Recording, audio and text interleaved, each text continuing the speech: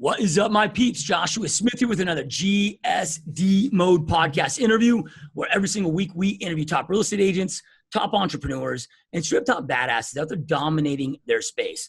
These are people that refuse to live a life of mediocrity, instead to go out there and create amazing, big, epic lives for themselves, their families, and have a big impact on others. And today, you guys got another amazing, badass guest on the show. Our guest today, you guys, is a top real estate agent in South Orange County, a disrupt tour speaker on social media, the number one most reviewed real estate team on Zillow in Orange County. Is just up to a lot of amazing, epic things. Has an amazing story. And is one of these guys, like so many real estate agents, and this is one of the big reasons I'm excited to have him on the show, but I'm really excited to go deep in this topic of how to go from being a new agent and a struggling agent, because we all know the pains that exist with that, to go out there and get that traction, get that momentum that's needed, because that transition period from being brand new to getting that traction is so difficult. You got over 90% of brand new agents that fail in the first 3 years. This is something that this dude is dialed in and specialized in. Again, we're going to go deep on it. So really stoked and honored to have Nick Ahrens on the show. My friend. Hey, thank you so much, Josh. I'm honored to be here. It's great. I'm loving it. By the way, your podcast is phenomenal. Listen to a ton of them.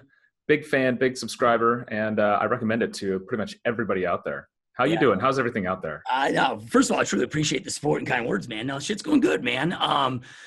Yeah, dude, just stoked to have you on, man. I know, and again, like I said in the intro, off air before we hit the record, but we're talking about, the struggles that you experience as a new agent, like so many do. And we know the stats. 90% of brand new real estate agents fail in the first 3 years. Your first year realtor on average makes 10 grand. And the reality is even agents that have been in this 15 years, it's not like they're killing it. If you look at on the averages, it's like they've repeated the same shitty 15 years over and over and over.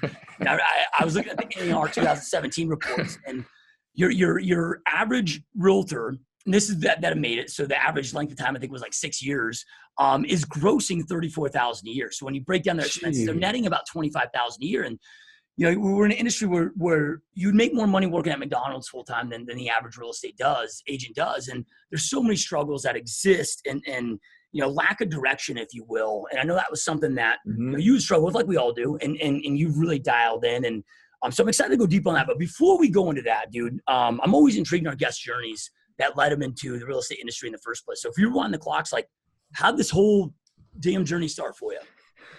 You know what? That's a great question. So born and raised in San Clemente, California. For those of you who don't know, it's positioned halfway between Los Angeles and San Diego in Southern California. It's a little beach town, and grew up surfing. And for whatever reason, I was always interested in homes. I'd see open house signs as a little kid, and I'd go, "That looks cool. I want to go check it out."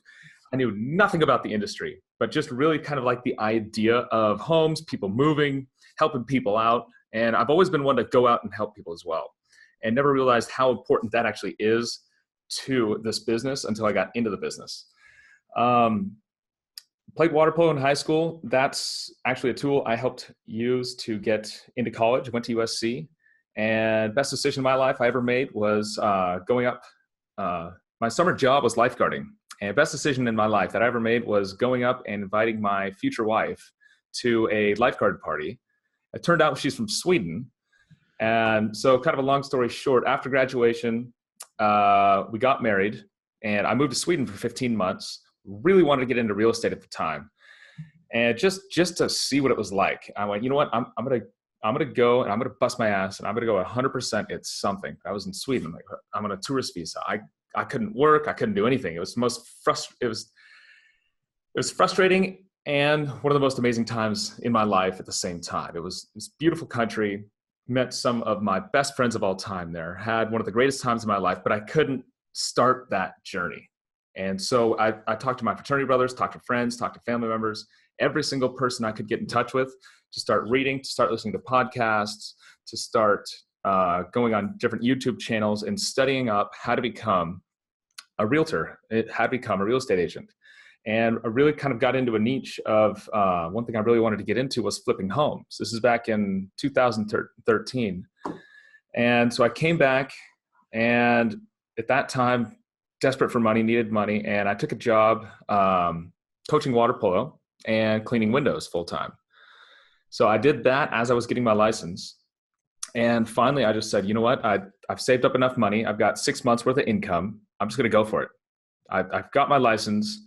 I've had it for a year. I've done 0 deals, 0 business. I did 1 open house, had the best lead you could ever have from an open house. And I blew it again and again and again with this guy. And this guy liked me so much.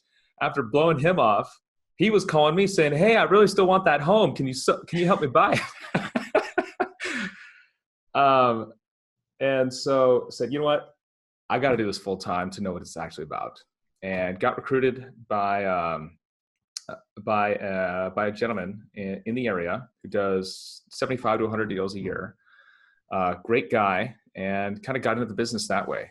And since I've actually joined another team I've been recruited to, and we can kind of dive into why I moved and what kind of helped me build some of that traction. It's kind of related to that subject, but anyways, that's kind of how I got into the business and where I am now from a 30,000 foot perspective. Yeah, no, I love it, dude. So, again, this was a conversation we had off air, but I want to bring it up just to segue.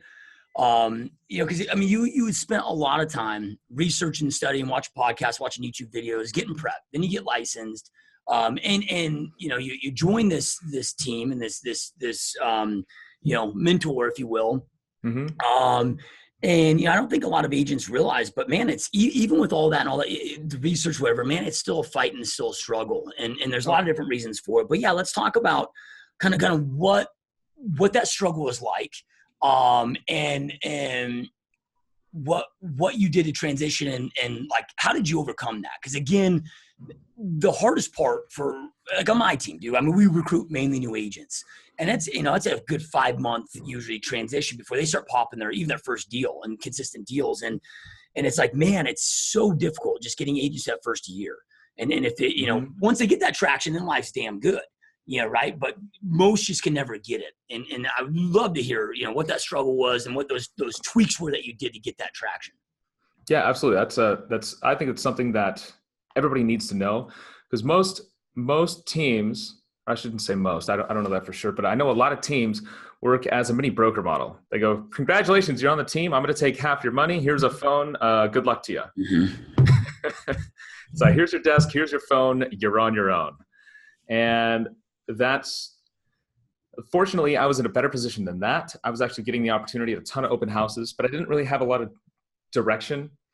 I don't want to bad talk anybody, because the team I was on, it was a phenomenal guy. Absolutely love him and his family. They're super generous, great people, but we didn't have the systems and structure in place that I was looking for. It was a bit more old school, a bit more geographic farming, a bit more transactional than I'd liked. I was trying to build a business more off of referrals and sphere of influence, and a lot through social media, and kind of combine all that together. And I didn't really have any direction with that. And so I tried to figure out how to use Facebook on my own, how to use Google AdWords on my own, create a website on my own, what the heck cold calling was, researching a ton of scripts on how to do it, had nobody to actually role play and script with. And I felt myself doing so much research, I wasn't actually doing the work necessary to gain traction, which was a huge pitfall of mine. I wanted to make sure I had the perfect system lined up and ready to go, which there is none. There really isn't any. And I'm sure you know this as well. You're probably still making tweaks, being as successful as you are. And I know the team I'm with now, we're still making all kinds of tweaks to our business the way we are now. And I realized something hit me. It said, you know what? I've got to stop every activity that's not producing income. And I was talking to a buddy of mine down in San Diego who bought a home, and the agent he used kills it. Guy doesn't even, 100% of his business is sphere of influence and referrals. Does no open houses. Guy doesn't even have a website. And I went, okay, if that guy's killing it like this, there's something I'm missing. And it was simply just doing the work. It was picking up the phone and calling people. I let every single person in my database know I was in the industry. I changed kind of get into it tactically. A lot of the things I did was I made sure everybody I knew and all of their friends were connected to me on Instagram specifically. Anytime I'd see one of them on Instagram, I'd grab their phone and say, hey, let me check out this page real quick. And I'd go to the search tab, I'd put in my name, and I'd follow myself. So by default, all of my friends had to follow me because I'd grab their phone and make them follow me in that sense. Change the line in my email signature to reflect that I'm an agent. Almost all of my emails going out would say Nick Ahrens Real Estate at the time. And now since obviously we've changed, I'm with the READ team. And so pretty much everything says READ team again and again and again and again, just kind of to help keep that top of mind awareness. Some of the other things I'm actually doing now that I'm actually finding success with are cold calling, which I never did prior. I had a huge fear of it. I was absolutely terrified of it. Joined my new team and they said, all right, that's one of the lead generation pillars we use. So you're going to have to start calling. And my first reaction was, oh shit. Needless to say, the first 100 conversations I had with people went awful. They were absolutely garbage. And then I started to realize, you know what? It's a skill set, just like anything else. It's just like playing sports. It's just like playing basketball. We got to learn how to dribble. We got to learn how to shoot. We got to learn how to play defense. We got to learn how to play defense, transition, offense in the transition. We got to know how long we can stay in the key for. We got to know the rules. What's a 3-pointer? What constitutes a 2-pointer? Why free throws are 1 point? We've got to know all of that and how to operate and succeed in all those different areas. And this is much the same way. Cold calling was just kind of a slice of that. And we're going to fail in the beginning. And I just kept calling, And fortunately, my sales partners kept saying, hey, Nick, just work on this or change this, tweak this a little bit. And we'd start to script, we'd start to role play, and it starts coming together. And just yesterday, I talked to 3 different people in an hour span who are all looking to move in the next 16 to 18 months. Yep. And they all love me just from an hour-long cold call session, which just a year ago I would have been absolutely terrified of. Yep. Love it, dude. So I've got some follow-up questions to several things that you said. So first, I love that you attacked or wanted to attack your sphere of influence, right? And I hear so many real estate agents that are like, oh, dude, Josh, I don't have a sphere of influence. I'm brand new. Like so many just like assume that it's only past clients. So that's one silo. I look at your sphere of influences. Anybody you walk into the grocery store, even if you don't know their name or remember their name, you recognize each other and you wave and smile. Yeah, right? Like anybody that has a somewhat of a warm relationship, because real estate is so simple. Get people to know you, like you, trust you, be aware of what you do for a living, follow up frequently, your business grows. That's it. Yeah, right? People try to overcomplicate this so heavily. And again, I love NAR and all the stats they put out, but 2017 showed that if you combine buyers and sellers, this is an average of both. Mm-hmm. Out of 5.3 million transactions done in 2017, 59% went with buyers and sellers, chose an agent that was a friend, family member / relative, right? Neighbor, and or a past real estate agent or referral from one of those. Yeah, right. Then you look at like expires, or like direct mail is like 1%. So expires maybe 1.5%. Open houses is 5%. The rest is scraps. Not that that's not important. It's important to cold call and get new business coming in, but that sphere is so massive.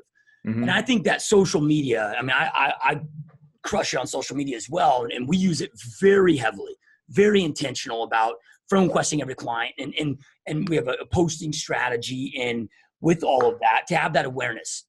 Where I'm going with this, though, is because you're intentional about getting all those connections with people that know you. They already know you, they like you, they trust you. But if they don't know what you do for a living, you're not in any fucking business. But a lot of real estate agents are like, well, dude, I don't want to be that pushy, douchey salesman that's always in their face. So can you give us an idea of now that you're connected on social media, like, what are the strategies that you use? Yeah, right. Where they don't get annoyed, but they know what you do and they think of you when they're looking to buy or sell, but you're not like in their face annoying the hell out of them. Yeah, I'm sure you do as well. I see too many people on social media posting only just listed, new pendings, and just sold. That's it. Stats, numbers, figures. And I just want to ask kind of a rhetorical question to everybody out there. How many of those pages do you enjoy following? For me, it's zero. None whatsoever. I cannot stand it. And then you go look at somebody like Frederick Eklund or Ryan Serhant. What are they doing? How often do they post a property for sale? Not very often.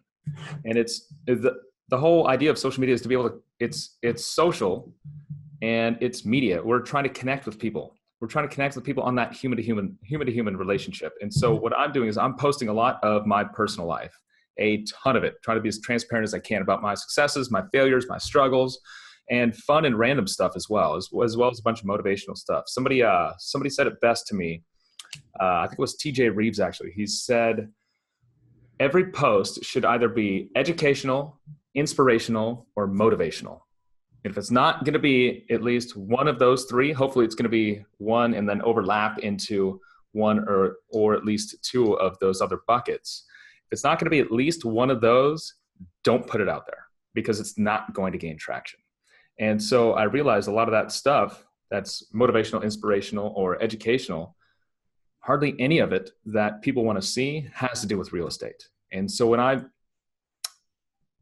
if I post, say, 2 glasses of champagne next to each other, that's going to get a ton of traction, especially if my comment is something along the lines of, hey, just had 3 closings this week. Thank you for my wife for putting up with me through all the crap I had to put up with and my emotional ups and downs for this.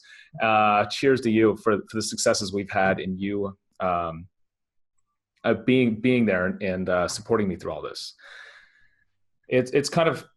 It's real estate, yes, and people get it and they'll see that, and it's a reminder that I am in the business and I am doing well in the business. But at the same time, it's way more personal than a just listed or a just sold or a new pending.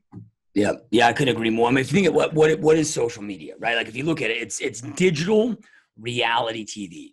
Cool thing is you get to be your own star, right? So you just living your life and letting people know who you are. Like I look at who do I want the world to think of as Joshua Smith, right? And from my hobbies to my family to me as a human being to business, right? And we do like with real estate stuff, like things that we found that do really good is, telling a story. Right? Like maybe we have a buyer with the sold sign in front that we, tell a story about their journey. But it's more of a, hey, thank you so much to, hey, thanks so much, Nick. It was such an honor to work with you. Such a blessing to, whatever, and have a picture of them. And maybe it's telling a little story about them or like simple shit. Like, hey, I was looking at some homes today and I've got a client looking at for some homes and they, I was looking for a resort style backyard and saw some of the most beautiful resort style backyards. Check out some of these resort backyards. And you just have, 10 photos, just like the most kick-ass backyards. Right? Or like we'll do things like, one thing I love about being a real estate agent is when I'm working with my clients, identifying and being able to find out what their styles are. Right? Are they like modern, do they like contemporary? And I find myself loving all of it. And I'm just curious of what my Facebook family likes. Right? Below are 2 pictures of 2 dream kitchens, one modern, one contemporary. If you could have one or the other, which one would you choose, A or B? Right? But it gets so much engagement. So you're selling without selling. Right? It's planting that seed, and too many people overcomplicate it. Now, do you stay? Because you talked about Instagram. Do you stay strict there? And is that because that's like your ideal client is and your peeps are? Or, do you like I do buffer and I hit Twitter, Instagram, Facebook. Do you do something like that? Or like you just on one path? I was just strictly on one path. I was just strictly on Instagram only. But I have started to kind of branch out and do a lot more Facebook. I was one of the original Facebook users back in 2004. It's just crazy where it's gone to, and now my grandma's on there. Yeah. But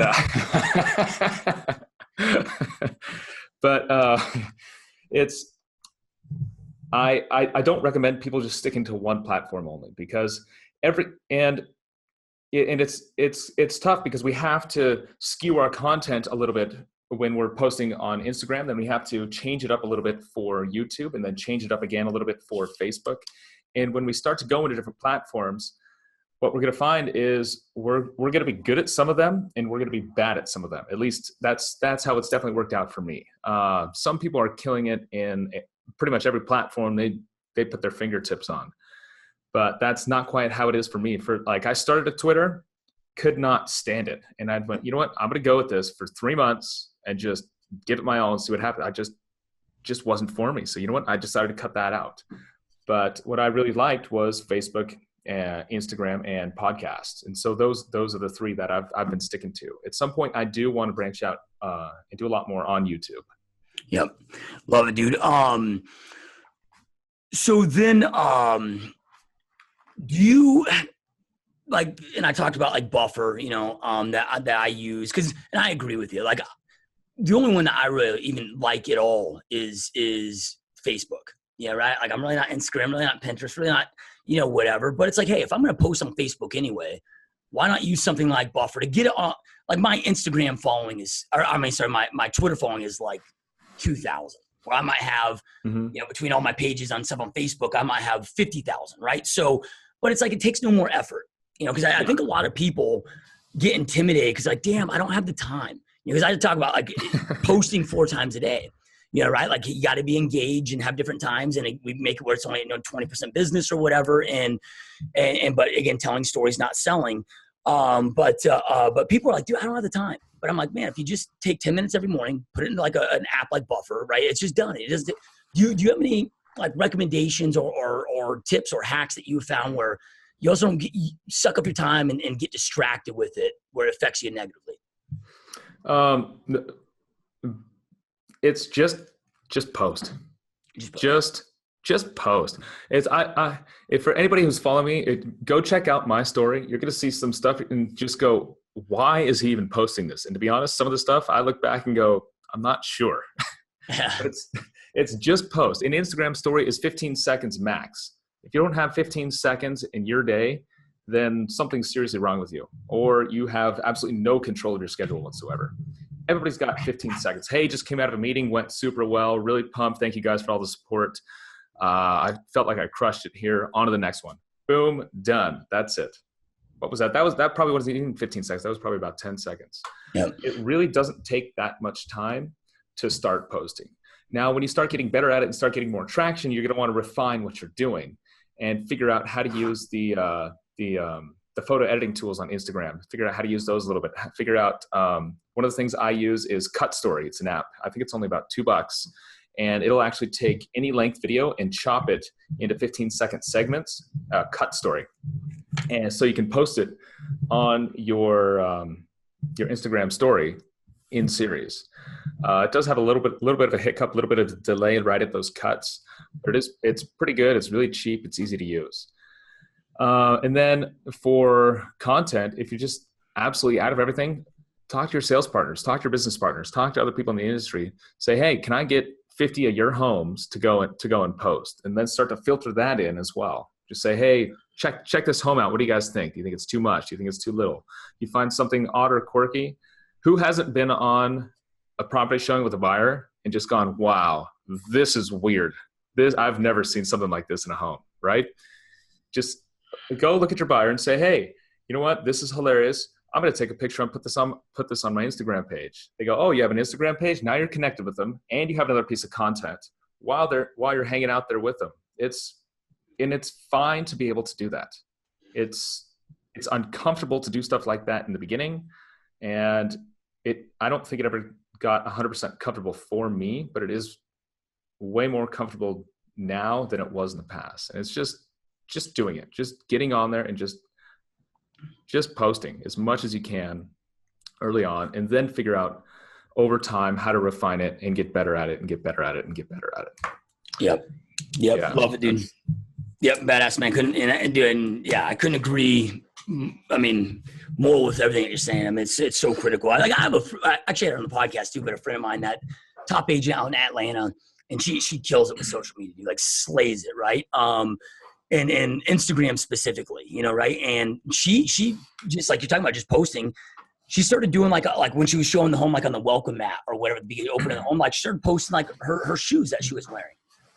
And that's following, dude, of like her, like people now expect to see her shoes, what type of shoes she's wearing, Like maybe she's showing like a farm, like something out in the country, and she's got like boots on, but maybe the boots got muddy. She'll have like, dude, like she has this huge farm about her freaking shoes, right? But it's also, grown because now she hashtags, specifically with that, which is a whole nother story. But yeah, I mean, there's so many different things to take it. And I'm a big believer in never reinvent the wheel. Like if those that are watching, listen, if you don't know what to do, dude, go follow Nick right now, see what he's doing, and freaking copy and steal it, right? Like Picasso said, good artists copy, great artists steal. And I'm not saying to plagiarize word for word, make it your own, but why reinvent the wheel? They're like, there's nothing I do that's original. I go find the freaking giants that were ahead of me and stand on the shoulders of giants, man, and just duplicate what they've done. Like success leaves clues, right?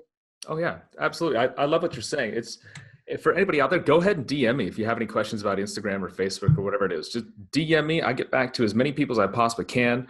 I love helping people out. That's one of my big passions. And like Josh, exactly like you were just saying, go follow other people's accounts and just watch yourself. Be mindful and go, what did I like about this account? Why the heck am I following this account? What is it? What is the entertainment, motivation, or inspiration, or the value from it we're getting?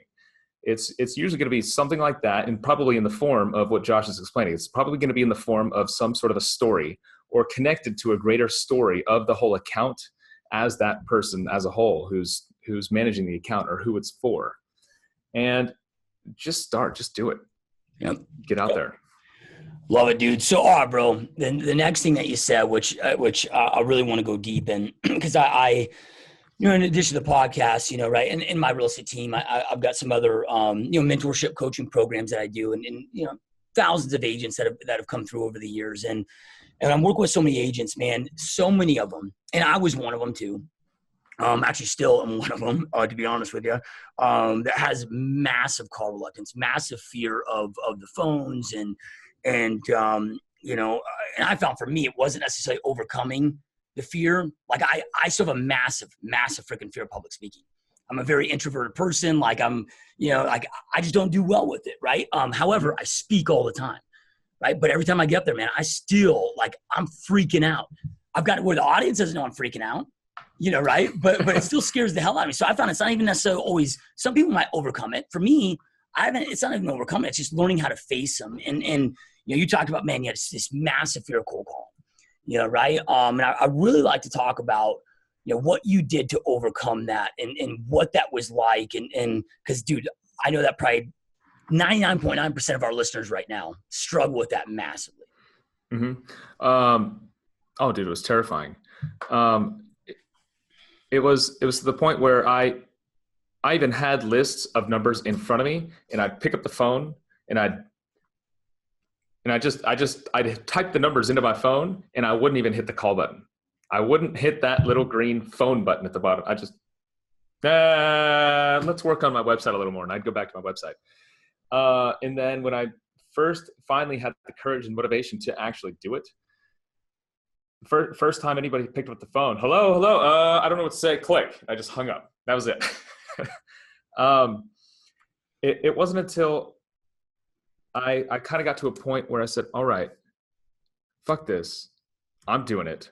I'm gonna go watch 5 of the most motivational things I've ever seen in my life on YouTube, and had so much confidence and so much ego. Said, all right, I'm doing this. I'm gonna crush it. I don't care what happens. And then I went through I went through about 100 numbers that day, and I felt just wiped out. I had absolutely zero energy. Didn't want to do it again. But after that first run through, a lot of the anxiety I had wasn't there the second time around. It was still there, definitely. It was still at a high level, higher than it is for a lot of people out there. But it wasn't as bad that second time around. And then I did it again and did it again and realized I just kept failing at it. But the more no's we get, the closer we are to that yes. That's something I realized. And also, I've started to realize I don't need a perfect script. It's, hey, my name's Nick Ahrens. I'm a local realtor with RE/MAX and the Reed team. I've got a couple of buyers looking to purchase a home in your area. Have you guys considered moving? That's it. And you know what? Yesterday, I was kind of revisiting this exact conversation and that exact question you asked, Josh, which was how did we kind of get over those initial anxieties? And I do have a business coach, as well as the coaching we do here internally with our office. And they said, come up with a list of good things that'll happen if you succeed in your business, and actually write them down, and then write down a list of the horrible things that will happen if you fail. And it's so much stress and so much time away from my wife that our relationship probably won't work out. And then I said, I'm probably going to get foreclosed on, lose my home because I won't have any income coming in. And I started writing down these really powerful things. And I went, oh shit, I've got to figure this out. I've got to just fucking sit down and do it. And it was a huge motivator. And just realizing that, yeah, if I do this an hour a day, 5 days a week, for the first month, I'll probably get nothing from it. After that, I'll have started to refine my skills, which we talked about earlier. It's refining those skills. I'll start refining it and getting better at it. Then I might get a little bit of traction from it. But it's probably going to take 6 months of dedication and persistence at doing this to become successful at it. It's, what's an hour a day to get to some sort of level of mediocre or pretty good success at something, especially when you start to look at the possibilities and the realities that may happen if you fail. And that's kind of what helped me get over that, and to just sit down and do it. Yeah. Do you curious if you experienced this, kind of something that I experienced, and it seems like a lot of agents I work with on my team experience it too, but it's like, when we're first starting out, I don't know, we make up all these stories in our head of how bad this stuff is. Yeah. And then we start doing, realize, man, sometimes you might get an F off here or there, maybe. It's so rare, but it's never near as bad as you think in your head. Right? I mean, did you find that to be true as well? And you feel like that was maybe a part of it, of like you just felt like it was going to be this nasty, gnarly thing. You're like, shit, man, it's really not that bad. That's exactly how it is. And it's really not that bad. I actually sat on the phone with this nice old lady who's probably going to move in about 16 months. And we were on the phone for a half hour, just loving, and she started texting me after going, oh my God, I hope you love your day. I hope you have a fantastic day. It was so nice talking to you. And now she's reaching out to me. She doesn't even want to stop the conversation. And it's an interesting way to build genuine relationships. And yeah, every once in a while we do get the good old, hey, fuck off, click. Yeah. But it's when we really look at it, if we get upset about that, it's our ego getting in the way.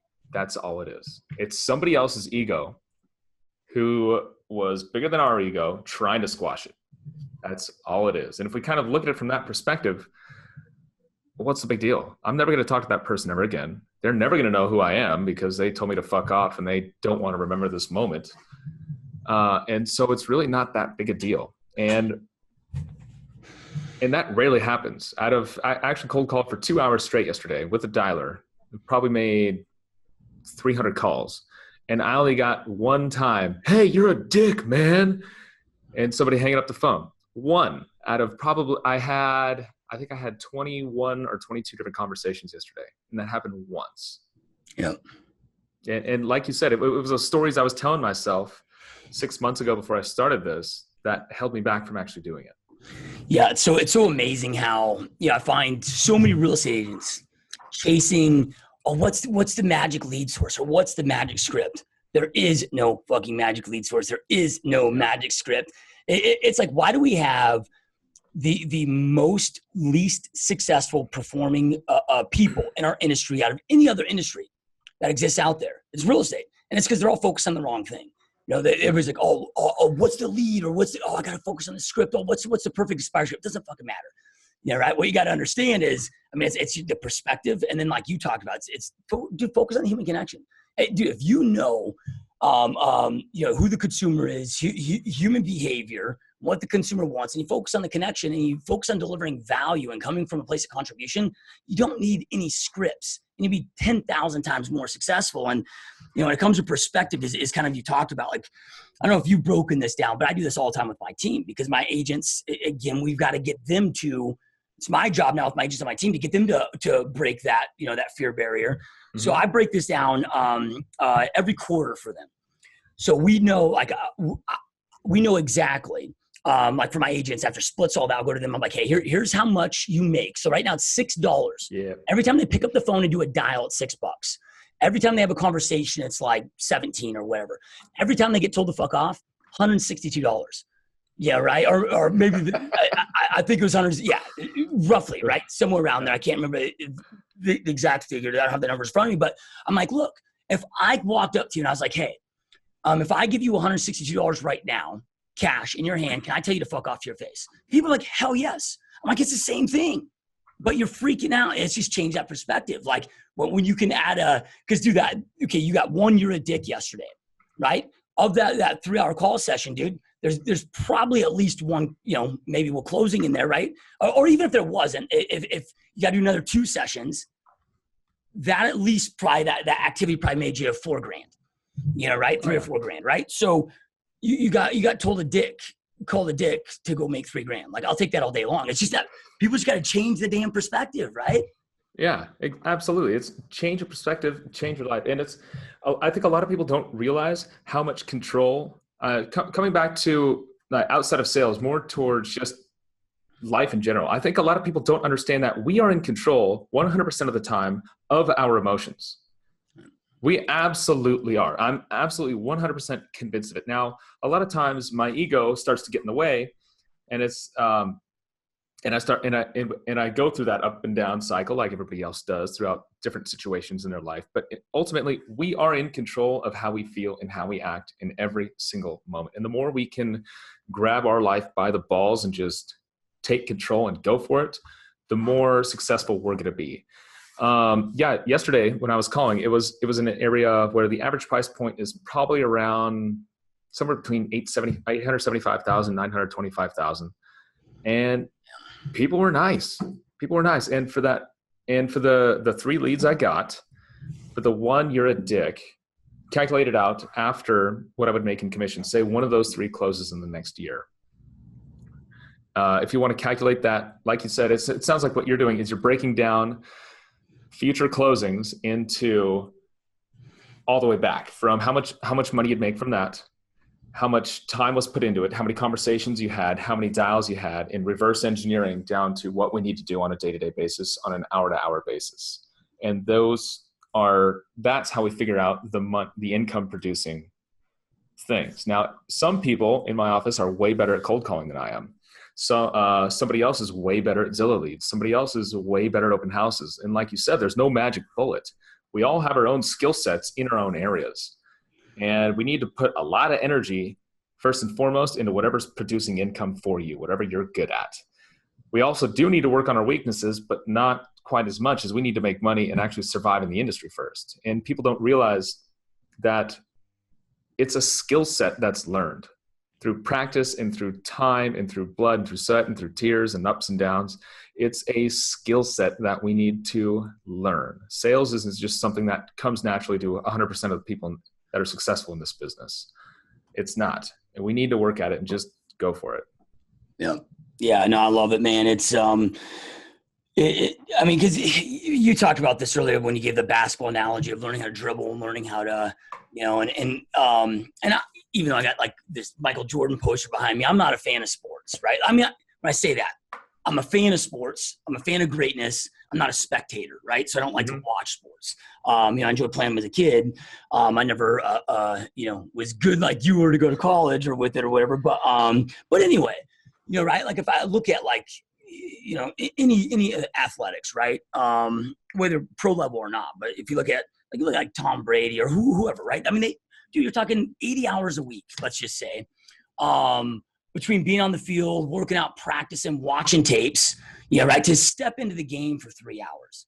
And this isn't just real estate. This is just business. But it's like most people graduate college or get whatever formal education on the way that they need to go and apply their job. And then it's just like they just show up every Sunday to play ball.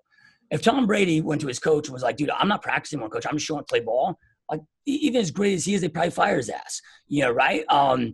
So dude, it's, and this is something that, I'm hardcore with as well, like you, but it's like, okay, go grind your 10, 12 hour day, right? Go home, see your family. When they go to bed, instead of like all your competition, binge watching fucking Netflix, spend 3 hours every night, Go through your role play your listing presentation, role play your buyer by yourself. Just go through it.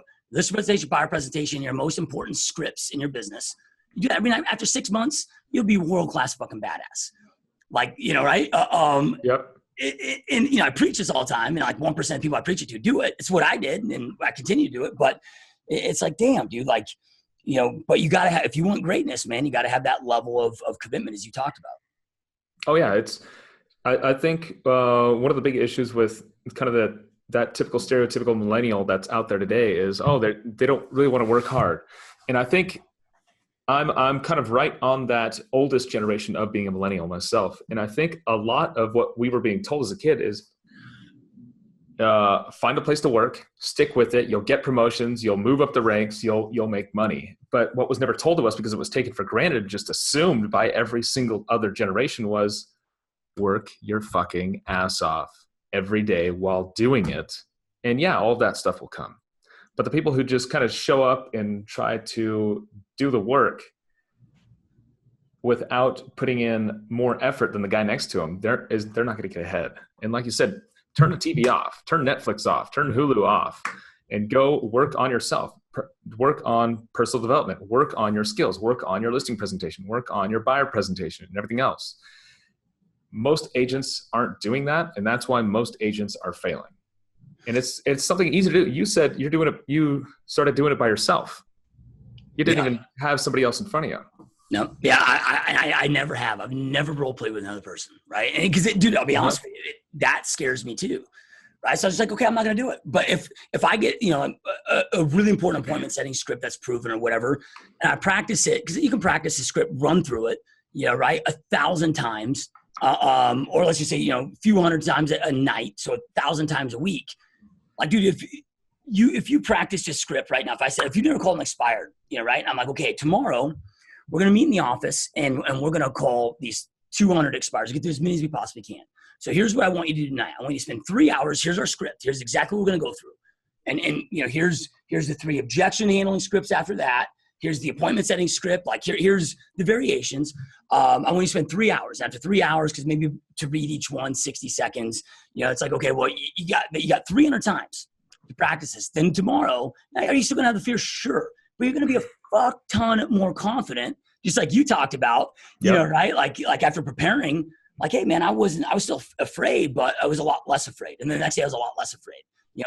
Dude, success is in preparation, right? I mean, so much, I was on a webinar yesterday, and I went on this rant. Sometimes I go on these with my coaching clients, but I'm like, look,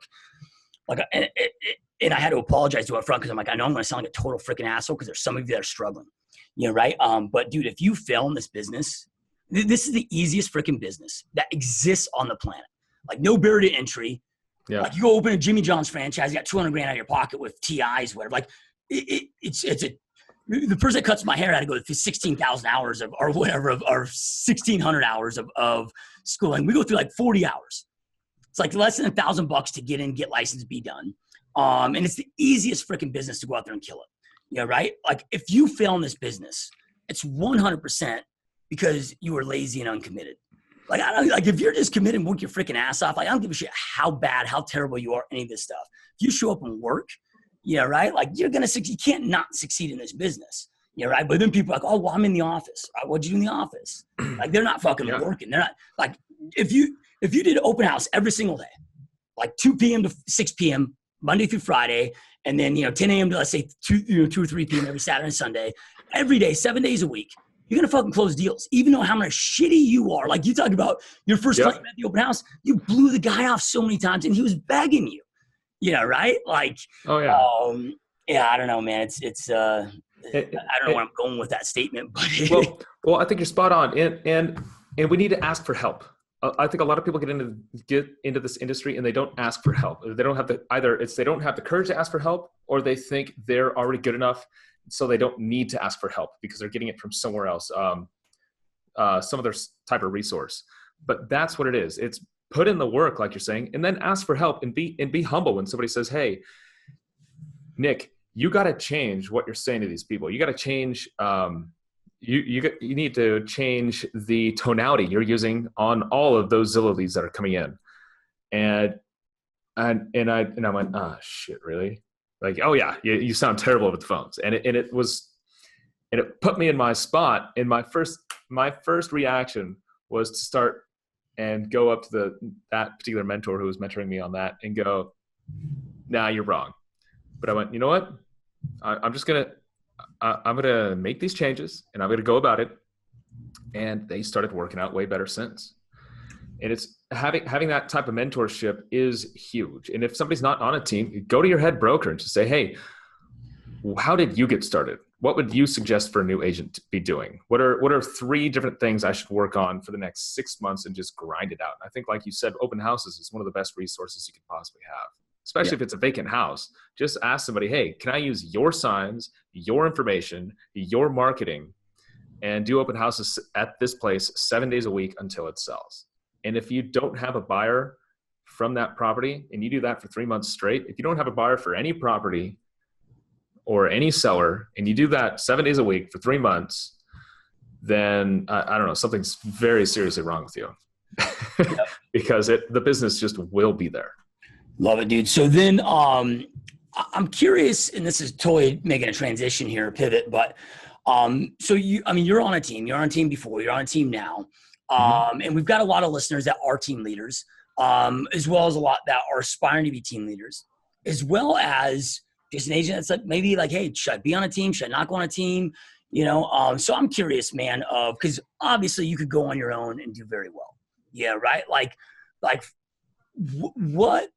So this is going to be a multiple part question. So the first question I would ask is as an agent, like what makes you choose to go the team route?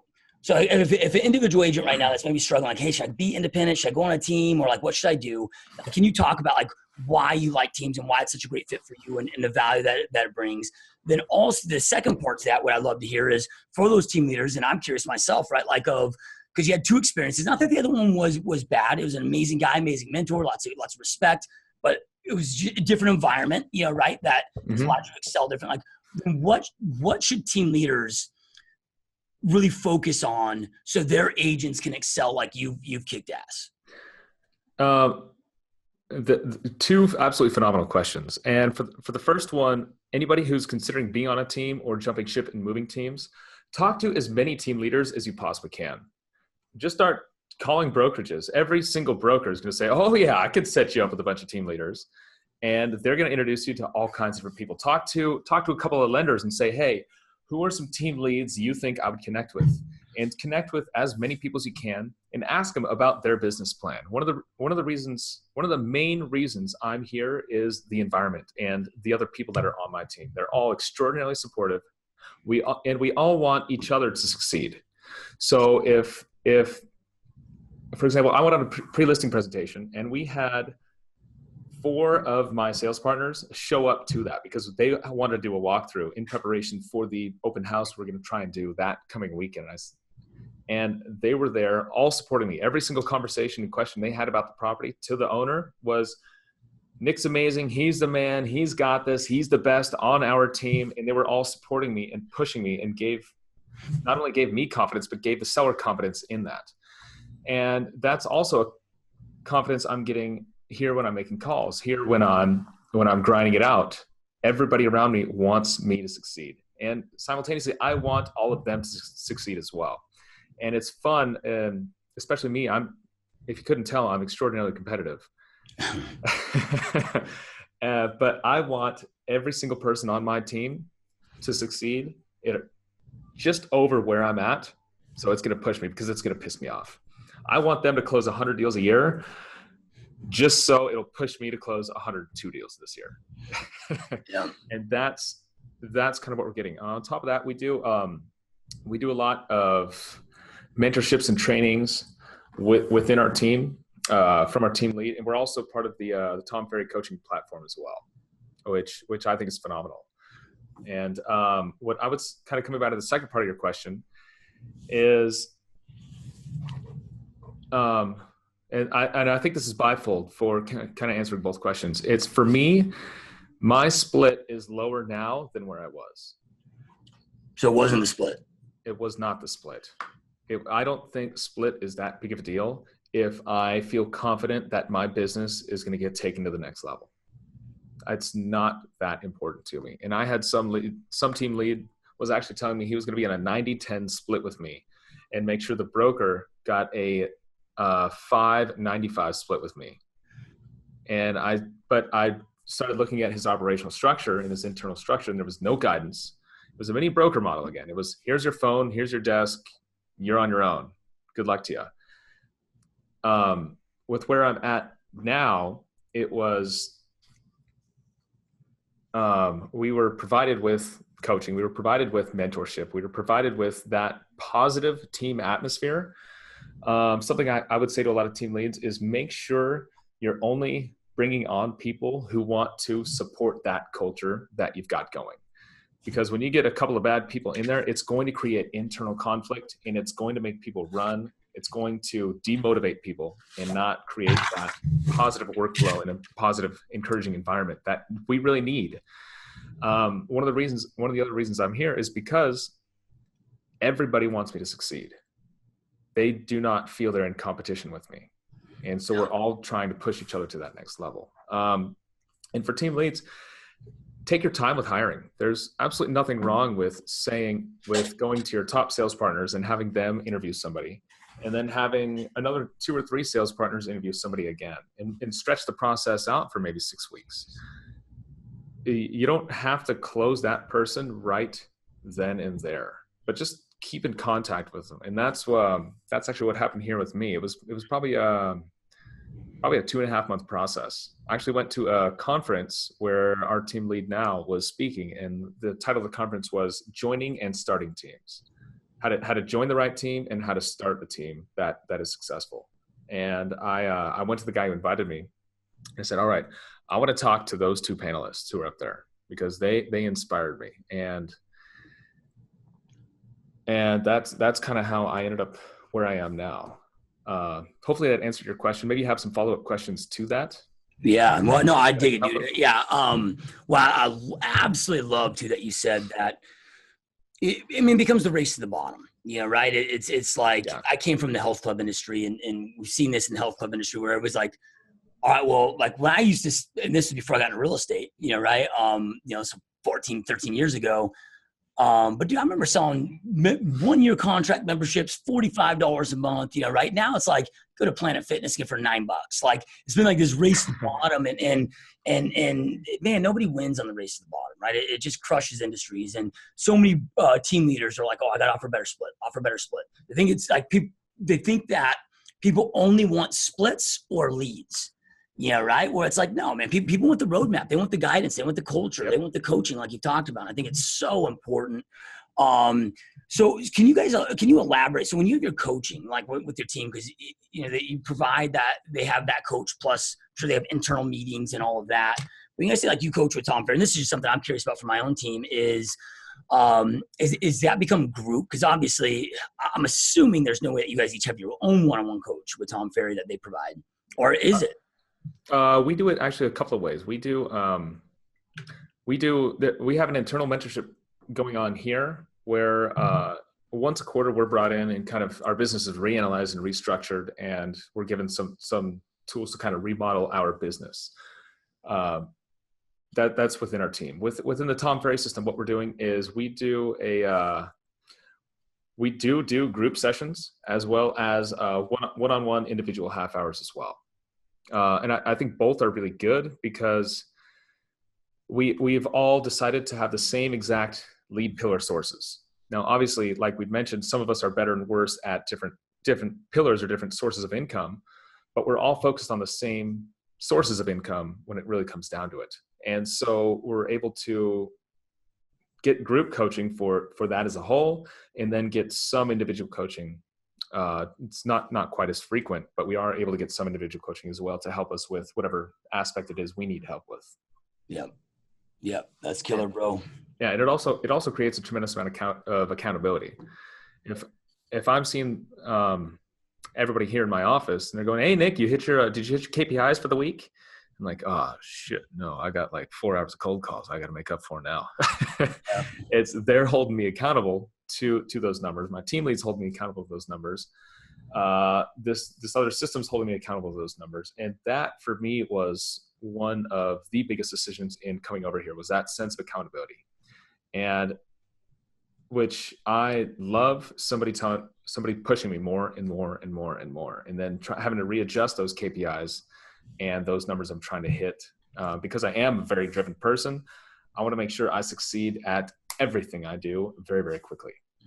So then, because you talked about you hitting cold calls. So, I mean, in addition to having other lead sources like a Zillow or whatever that's coming in, you're also doing your own personal sources as well. What's in addition to that though, dude? Like, what are the other, like, what are your guys' top sources? Like, what's really working today? I know you guys are like the number one ranked out there in your area, and I probably like one on top of the country with Zillow. So I'm guessing you probably get a lot of Zillow. And I'm just going to ask it because I'll forget otherwise.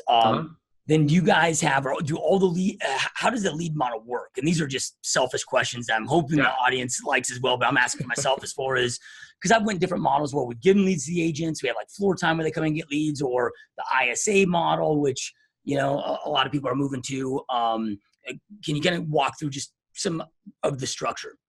We're kind of on the fence about an ISA model. We try to not do that. We're trying to make it more of like that Tom Ferry says, like a SEAL Team 6 type of model, where every single agent is producing leads on their own, producing business on their own. All of them can handle listing presentation. All of them can handle buyer's presentation. All of them can close deals all on their own. We do have some Zillow leads coming in. Where our office is located, we're really not going to have anything that comes in for floor time. And so we do have somebody up front, but it's not an agent, it's an operations manager and an RTC as well.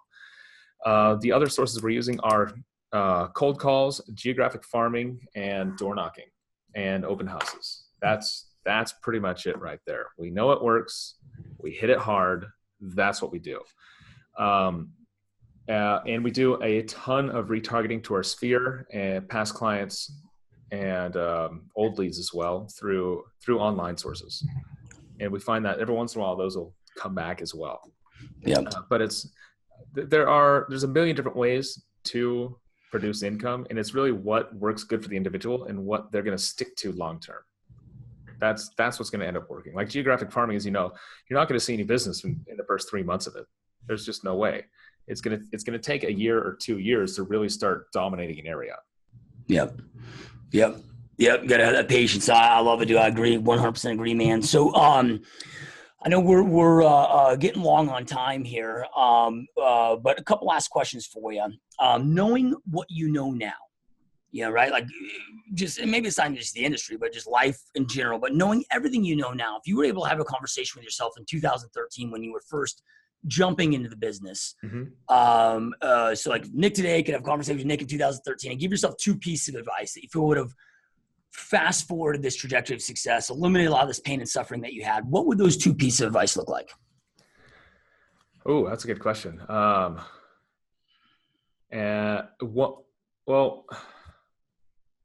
of the things is I would have put myself out there a lot more in the beginning, as much as possible. Set myself up knowing I'm going to have uncomfortable conversations. I'm going to have to try to talk my way out of things I don't know enough information about.